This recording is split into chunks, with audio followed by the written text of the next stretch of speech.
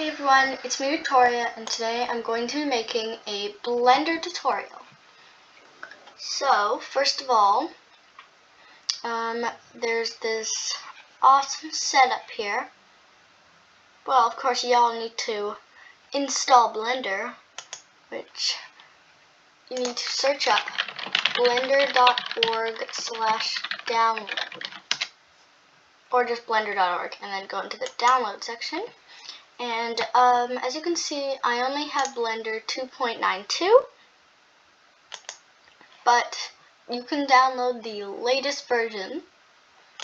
It works for Windows, Mac, Linux, Steam even.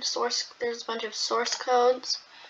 And anyways, so if you want, you guys can install it. And let's get back to the tutorial. So, over here I have my recent files. There's release notes, development fund. You can open one of the files you have and recover your last session files. Anyway, so there's a new file. There is a general, which has all of these things. There's 2D animation, sculpting, VFX, and video editing. So today we're just going to click general, because what we're going to be using is not everything, but not like nothing, not just one thing. So I'm just going to turn on my screencast keys so you guys can see what I'm doing. As you can see, once I click my left mouse, it says left mouse. So if you guys ever can't press N, if you guys ever get behind, you can see this little mouse over here, and you can also watch my cursor. So first, what we're going to do is we're going to click on with your left mouse on this cube, and we're going to press, you can come here, you can right mouse click it and do this and press delete, or you can just click or press X, and then press X again, just click on it, and it deletes the cube. Now, we are also going to delete, if you can see this, the light. You can also come over here and just select the light. And then you're going to press X again and delete it, because we won't need that for now.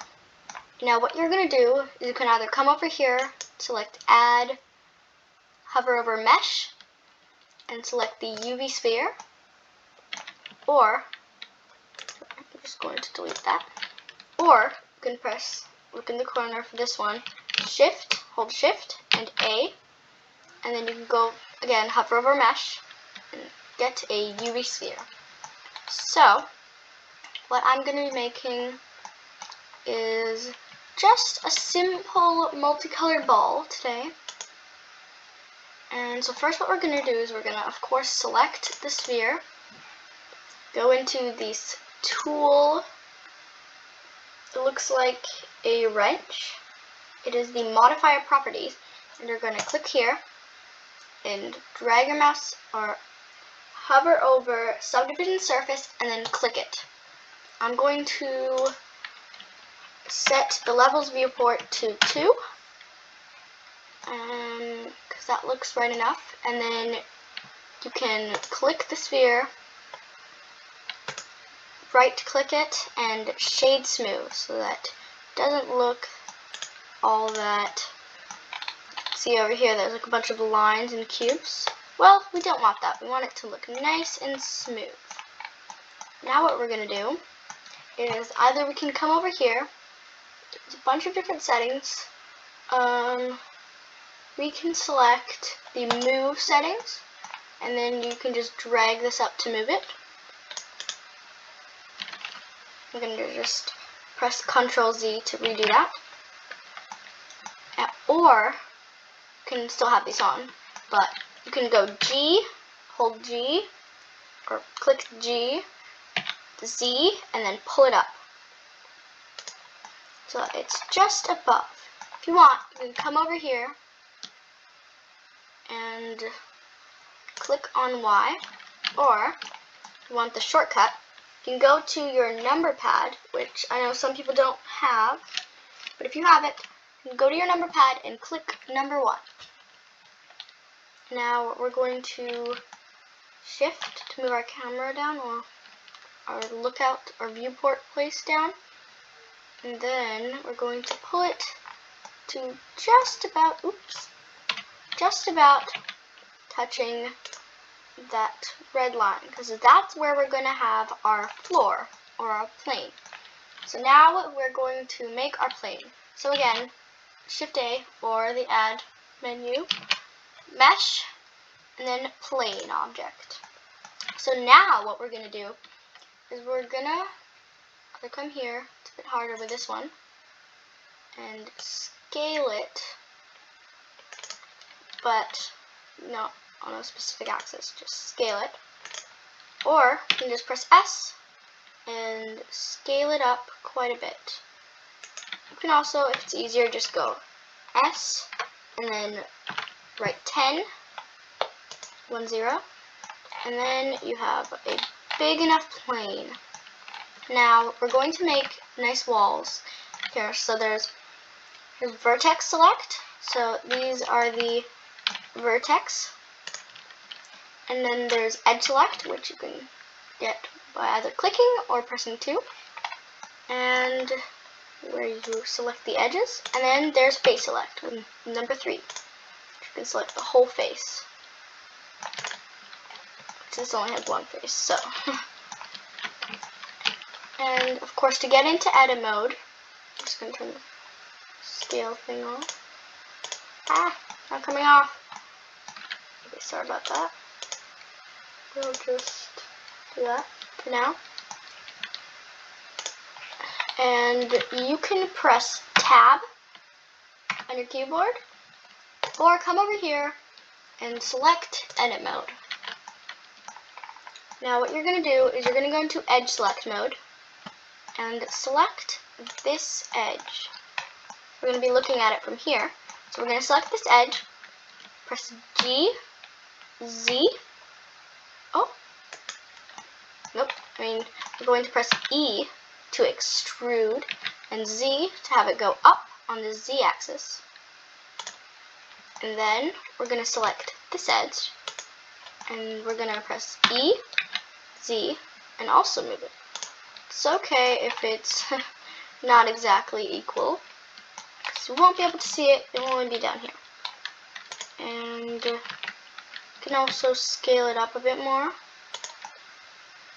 because I believe if our camera is right here, we need to not see this ground. So there's going to be nothing there. So let's scale it up a bit more.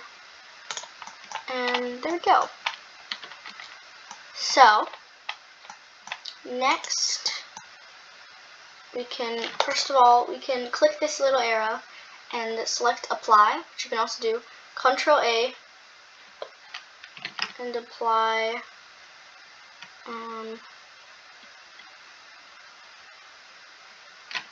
I normally wouldn't do that because I don't think there is setting for the modifiers. Oh, transforms? But you can come over here, click apply, and it applies that modifier, so you cannot change it anymore. Now, what we're going to do is there is indeed a physics tab, which it looks like our Earth and a moon going around it. But unless you do want like water crashing down, which we are not going to be doing today,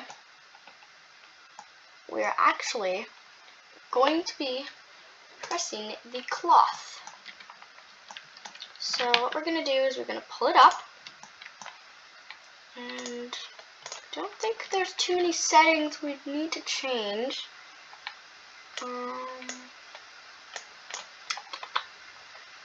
There's the cache, which is where we're going to bake all the dynamics. I don't think it should do it yet. It's very, very slow on my computer. But you can see it's falling down. and then it should hit the ground. Oh, well, in this case, it's going through the ground. We're gonna reset our thing. These are like a playback, like on YouTube. This starts from the beginning. This, I think, makes it go slower, or jumps it back, like if I go here. And then I jump it back. I don't think it really does anything. It's the same with this one. But this can go to the end. And this just plays it. This pauses it. And let's just go back for now. We also need to select our plane. So we do need it to collide with our claw, so it doesn't just combine. Let's see if that works. Okay, now it's getting quite slow. Alright, it should almost touch the ground. Alright, a few seconds. And, ooh, just like an inflated balloon. Now, I want to make it bigger a bit. Make it go higher a bit more. So, GZ, drag it up. And I'm also going to press Shift D and make a duplicate. I'm just going to right click so it goes back to where it was. I'm going to go G, X, and then move it on the X axis. We're going to make this go a bit higher. So now there's going to be more than one. Let's move it back to the Z axis, X axis, so that they kind of stack on top of each other. If you want, which I'll also do, you can grab another one, move it so it's just about hitting both of them.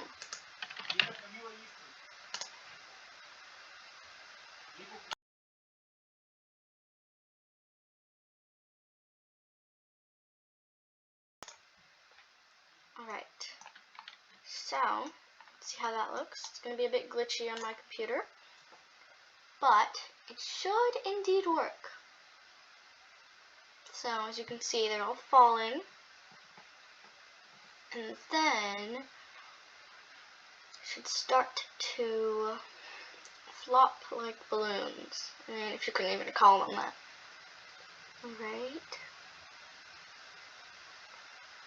It's kind of an illusion because you're not really expecting it to, flop. You're expecting it to be like a hard thing.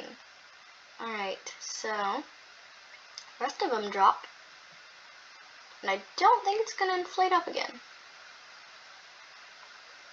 So it's going to do that. And yeah, if you want, you can add something more interesting, make it higher. It looks a bit interesting for now.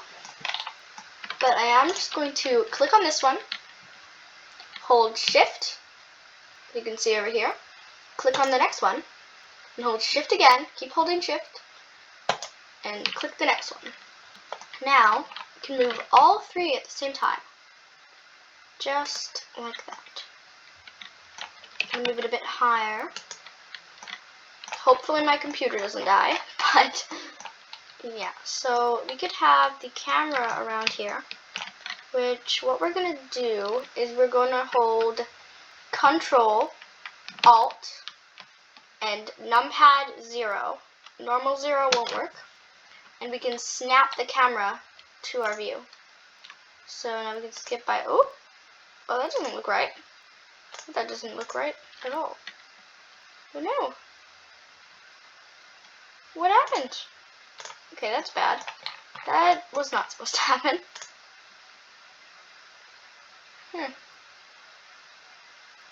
That's really weird. That was definitely not what we wanted.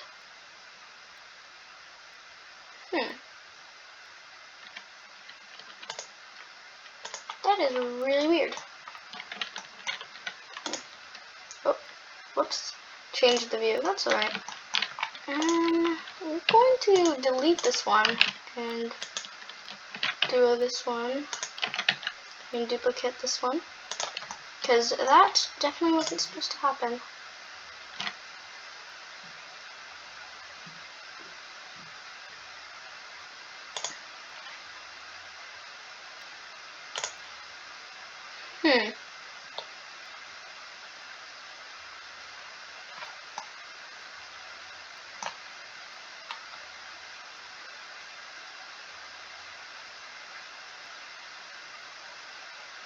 So I mean the top one is getting a bit pruny, but the rest look fine.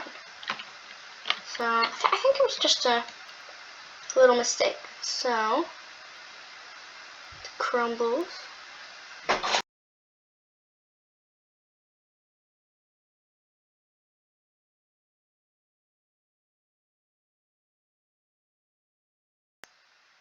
Well, I think that is our finished product for the animation.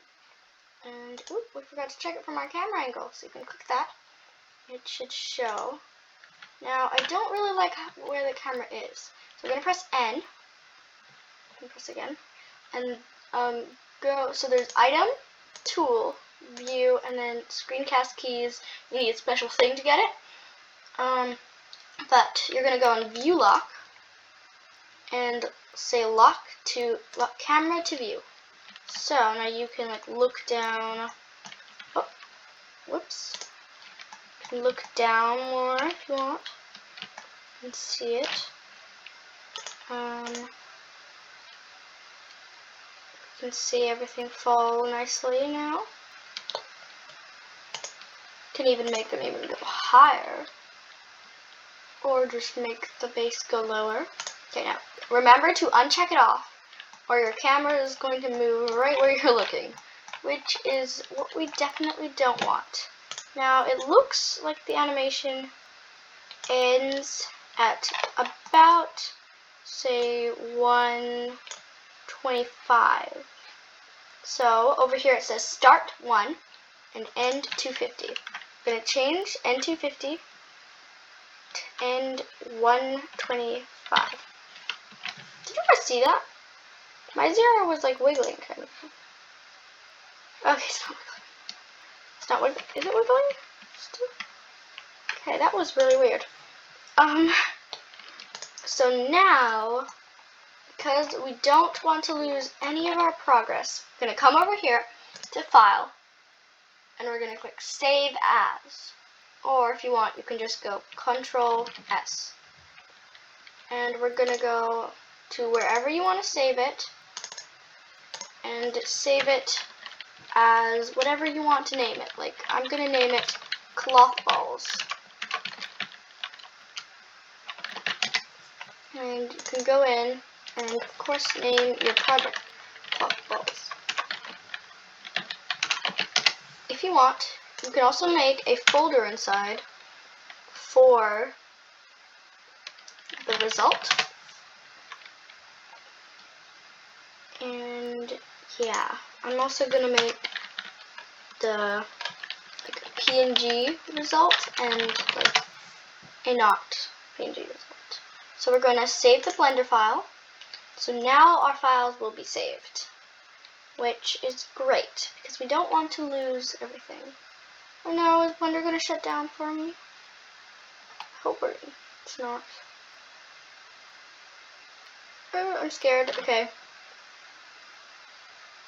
And also, if you have any extra questions, you can of course be at blender.org or go to blender.org, and there should be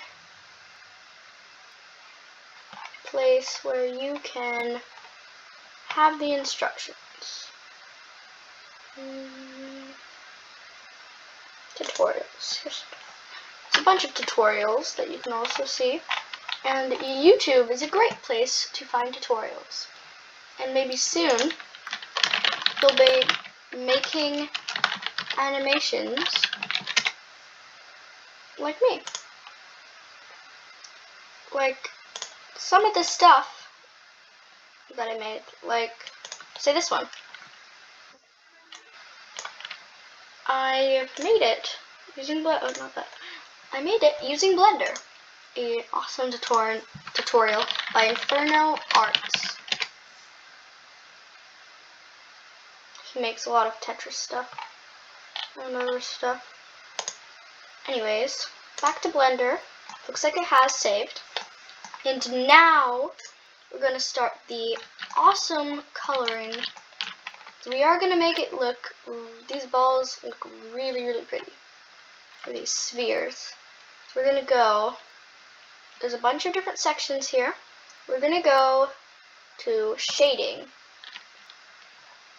And I believe we're going to select one of our spheres, and we can click new. And now what we're going to do is we're actually going to add with /A, or again, add, and we're going to search color ramp. I know that's not the way you spell color where I live, but just search it up like that. You're going to connect color into base color, and we're also going to add separate, so you can separate XYZ, and make sure for this, for what we're going to do next, to go to Edit, Preferences, and check in the add-ons if you have the Node Wrangler on. And just make sure there's a check mark there. And then you should be able to click on Separate XYZ, and you should be able to go Control-T, and a bunch of stuff will appear. So image texture we're going to delete, and then we're going to add this stuff. So vector to this one, to separate XYZ, and make sure, see how it says UV to vector? We're going to make it so it says generated to vector. Alright, and then say maybe we can connect it with Z. And now what we're going to do is we're going to change our colors. So I actually want this sphere to have 3 different colors. So you're going to press the plus if you want that. Now what I'm going to do is I'm going to drag these up a bit so that they all have a bit of their own section. And I'm going to change the color to whatever I want. So make sure to make it brighter. Black's a bit too dark for what I want. And I don't think anybody really wants black, too much black, but you can also add black. I'm going to make a fall kind of ball or sphere. So it's going to have pink and like a reddish color. And then the last color is going to be more of like an orange. As you can see, it does indeed blend. Now if you want, you can add another one of these and come here into the hex and copy it so that they have the exact same color. And now since this color was a bit hard to see, I can make it a bit bigger so that they all pretty equal. I love how that looks. And you can customize every ball, every sphere, and you can come here, drop down menu, get the next one, get this one. Oh, first I'm going to name it fall, I forgot to do that. And you can come here and copy it, because otherwise it's going to be the same object. And then what you can do is you can just change these colors. I'm just going to do a random sunset color. Oh, okay, that's too random. Oh, that doesn't look nice. Right. And yeah, something like that. I like that. It's pretty similar to this one. So if I want, I can connect the Y instead to the factor, which I kind of like that a bit more. It's a bit harder to see, so I'm actually going to change it to the X, which I do love how that looks. And if you want just a regular old cloth, I'm just going to add a material for. Just take a cloth, just take the base color, make like, oh, I don't know, a purple cloth. And now I believe the animation is still going to work. Oh, I almost forgot. You also need to add a color for this background, because you don't want it just to be one color. Say I can have it like black. That will look pretty cool. Now let's go back into layout. Of course, change the color so you can see all the beautiful colors we have. And we're going to have the spheres fall. Sorry, my computer's a bit slow right now. Okay, that's not working. It's really slow for me. Oh no, it bounced up. Okay, it's not supposed to do that. I think there is something you can do for that. I'm just not very sure. Alright, I'm gonna make it a bit longer. It's a bit of a problem. I believe there is a setting for self collisions, which should be checked off, and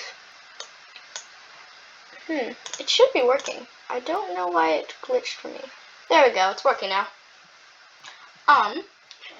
So for now, if you would go into rendered view, it'd be really, really, really dark. Oh no, only one of them are falling. Okay, that's not good. Let's go back into the physics tab. And of course, self collisions. Let's see if that helps. Because I don't know why they're not all falling. Now, yeah, now it's working. So it might take a few tries. I'm going to just tinker around with the settings a bit. And yeah, it should still get what you want. And while that's happening, we can go over to these world background settings and select the color a bit lighter because it's a bit dark. And we're actually going to be rendering this in Eevee. So you can come over here, make sure it says Eevee, turn on bloom. So they should be a bit brighter. Alright, so it looks like it's working. And our cloths are going just as we suspected. Oh, that looks pretty cool. That looks really sick. That one was my favorite. Alright, so it's acting just like cloth, which of course it should be. I believe we still, for this one, and this one, I think, we still need to go into the physics, turn on collision. You cannot select both of them and do that, because it won't work. But we need to select collision so that they still collide with each other. Because right now they're just kind of going into each other. That is not what we want. So, I think this looks pretty good. I'm going to double check the render view, so go over here, go into the render view. Oh no, is it too dark? My computer is really slow with this, but it does look pretty nice, actually. It's a bit dark. So what we're going to do is we're going to go Shift A, add in the light settings, we're going to add a area light. I'm going to drag it up, rotate it on the y-axis, 90 degrees, that's 90, and we're going to drag it over and scale it up so it covers more area, and then move it back a bit. So it should be rotated, and rotate a little bit more onto where the balls are going to land, or where the spheres are going to land. And still rotate it a bit this way, so it's more that. We're also going to go into the light settings and change the light value to, change it to 400. That should be pretty lit, if you ask me. And actually, we're going to make it even bigger, 500. And now, okay, it went fast for a few seconds. Now the ball should drop down. And it should be lighter. The light should be less dark than what it was before. Come on. Computer's so slow. Alrighty. So it should go down. Don't want too much light, but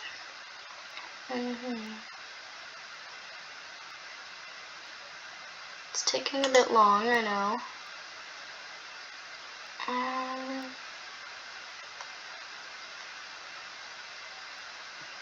Still go down. And it looks pretty nice, honestly. If you want, you can add another one of those lights, rotate it the other way, which is what I'm probably gonna do. And I'm actually gonna also add an Hdri in the background so that there's definitely more light. I'm gonna go to the background settings again. In the color, click the yellow dot, go into environment texture. Oh wait, no. Yeah, that's correct. And then press open. Looks a bit weird right now. And I'm going to go to my Hdri that I have. I'll put the link in the description. Now it looks way lighter. As you can see, it is a picture of real stuff, practically. But it does cast quite a bit of light. And of course, don't forget to do Ctrl S to save your project. Now we're just going to let it do that. And what you're going to do is you're going to check screen space reflections in the render properties, and then go down and make sure it ends at 125. Frame rate we're going to put to 30, and output is wherever you want it to be, the final video, wherever you want the final video to be, which I have the result and the file format FFmpeg video, and then I believe there's also encoding over here where you're going to change it to MPEG-4, and then don't forget to save.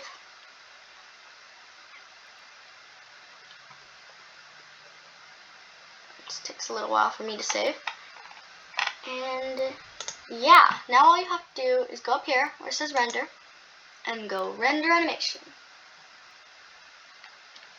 So thanks for watching.